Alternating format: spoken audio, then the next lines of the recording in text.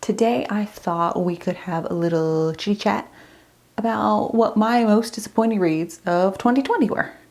Now in 2020 I read 64 books, I think it was. Of those, I think I picked out 7 that were my favorites. So, did pretty well there.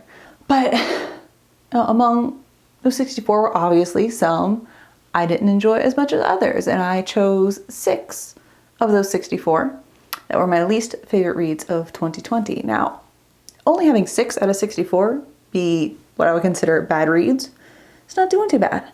So yeah, let's just get into it, huh? So like I said, I picked 6 books.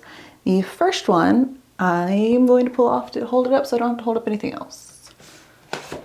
First one I want to talk about, ooh, the light's reflecting really badly.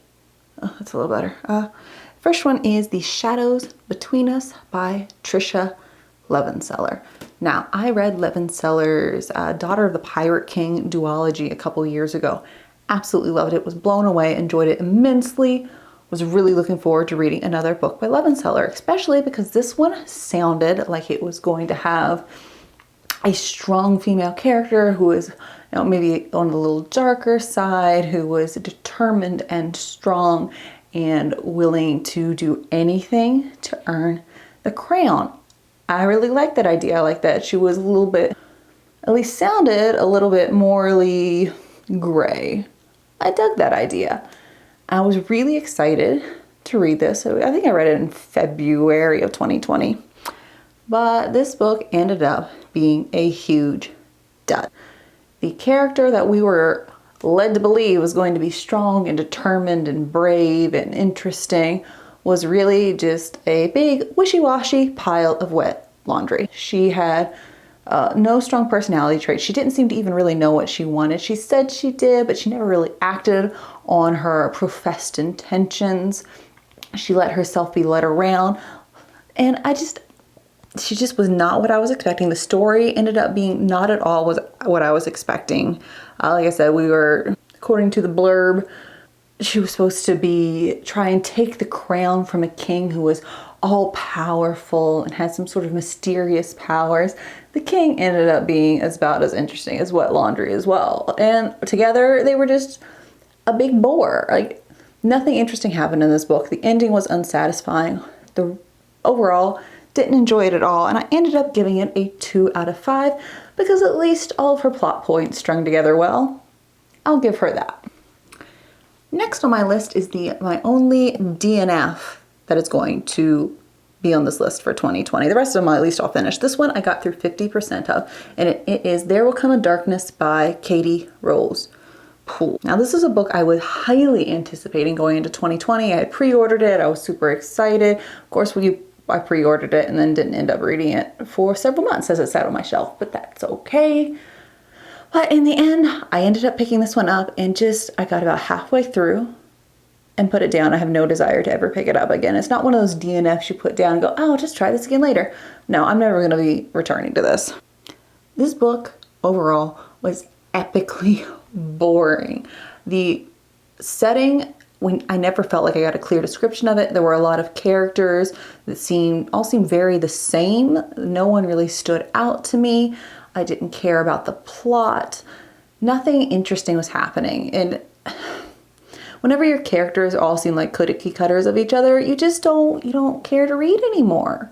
This, for as much as I was anticipating this, for as much hype as this book got, I expected a lot more.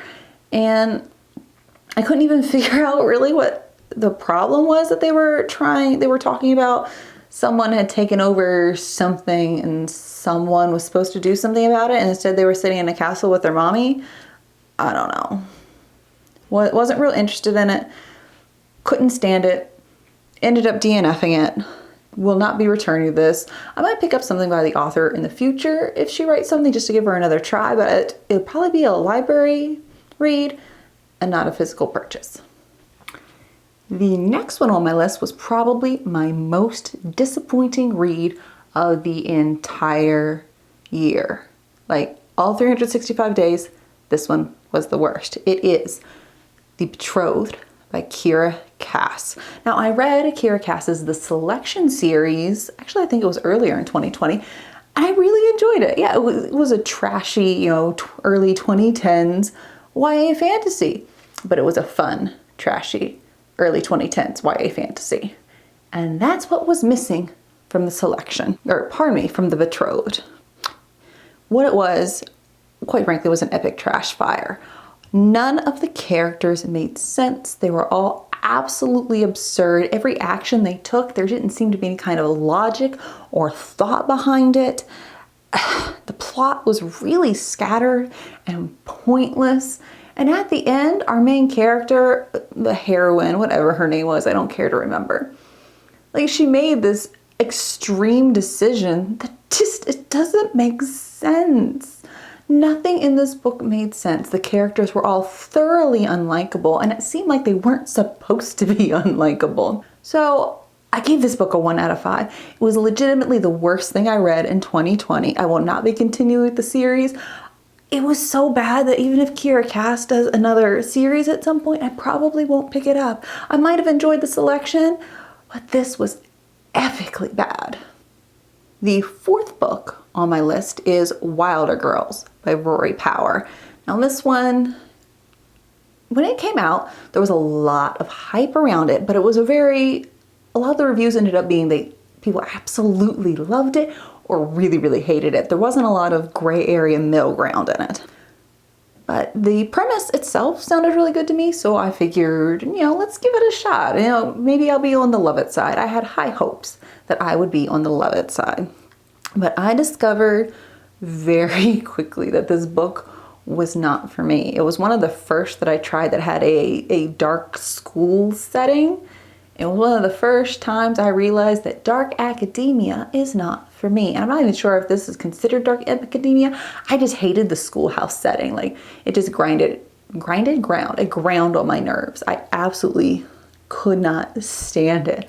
And also, this might be a little bit of a spoiler, but FYI, the end of the book is very open-ended, and it is not part of a series. This is a standalone novel. And at the end, nothing is concluded. There's no resolution to the story. Our characters are adrift. You don't know what's going to happen to them. It's just nothing. It was not a satisfying ending. Nothing was tied up. I didn't know what was going on. I didn't understand entirely what the point of the book was at that point. My other big gripe is this was billed as having LGBTQIA elements in it. And I don't know why. Like, I can see where they wanted to say it and where it was put in a little offhandedly, but it was never something that was explored or deeply talked about or even thought about much by the characters. It was just fan service, quite frankly. People want LGBTQIA content, and they pretended it had some, and it really didn't. And the little snippet that it did had nothing to do with the story as a whole. It was pointless. It was just trying to add something else to the bullet points for the book. Not into that. I ended up giving it a 2 out of 5. The next one on my list is really not much of a surprise. It is Kingdom of the Wicked by Kerri Maniscalco. Now, I will say that I read this as an ARC. I did not read the finished copy. I don't know what aspects have changed from the ARC to the finished copy.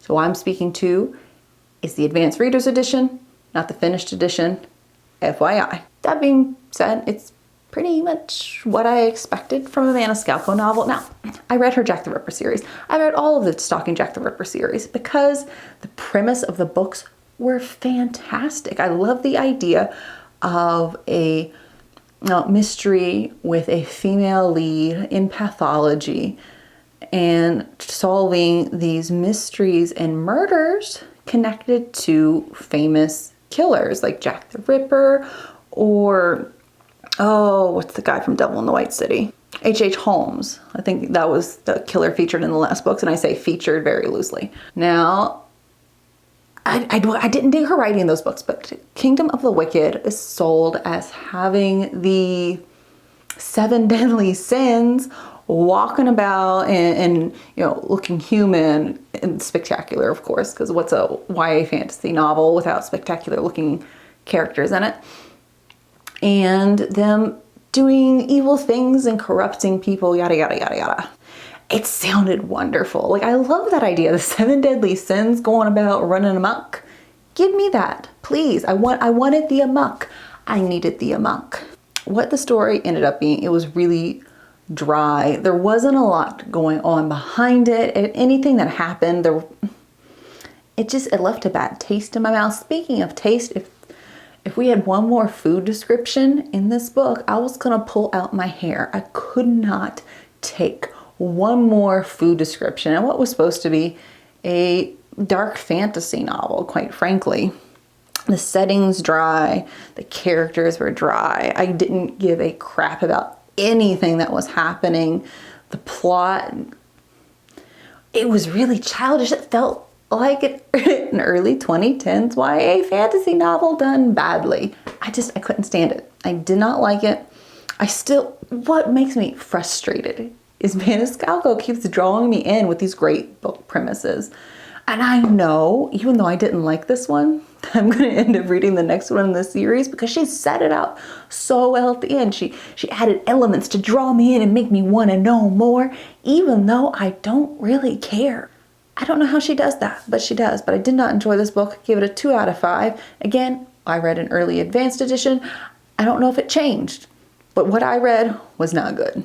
The last book on my list is actually the last book I read in 2020. Now, while the rest of these have all been fantasy novels of one type or another, this was actually a contemporary romance. Why? Because I wanted to end the year with what was billed as a quirky, fun, light, entertaining romance. It's what I wanted to end the year with. I needed something lighthearted. That is not what was delivered. What we got instead was a story that had 2 main characters that lacked any type of backbone. They were completely wishy-washy and dull and had no personality outside of talking about eating junk food all the time and being alcoholics. And I am not interested in reading about that. Their romance seemed completely improbable and ridiculous. Minor spoiler perhaps, but the 2 lead characters are from different cities, and they keep, like, every weekend they would get on a plane and one would go visit the other. Can you know how much plane tickets cost? Like, that's completely ridiculous. I don't understand that. Like, well, who would do that? Who would spend that much money to go, quite frankly, go have vanilla sex on a couch in someone's shitty apartment with too much beer? Like, they're supposed to be adults, not college frat boys. Didn't dig it. Was not interested. And like, everything was a lot about junk food. It was a lot of vanilla sex scenes. It was a lot of characters being dull and boring. Could not have cared less about the relationship. Nothing in this book was interesting. I'm surprised I finished it, to be honest. But it was the last book of the year. I was determined not to DNF my last read of the year. But I ended up giving that one a 1.5 out of 5. Because, you know, even though I disliked her characters, at least, you know, all of her plot points connected together. But those were my worst reads of 2020. I also did a video of my favorite reads of 2020. I'll link it whichever corner it goes in here. I think it's this corner. Is it this one? I don't know. I will link that above. Now, what books did you hate last year or in 2020? What books did you love? Tell me anything you want. And I will talk to you soon.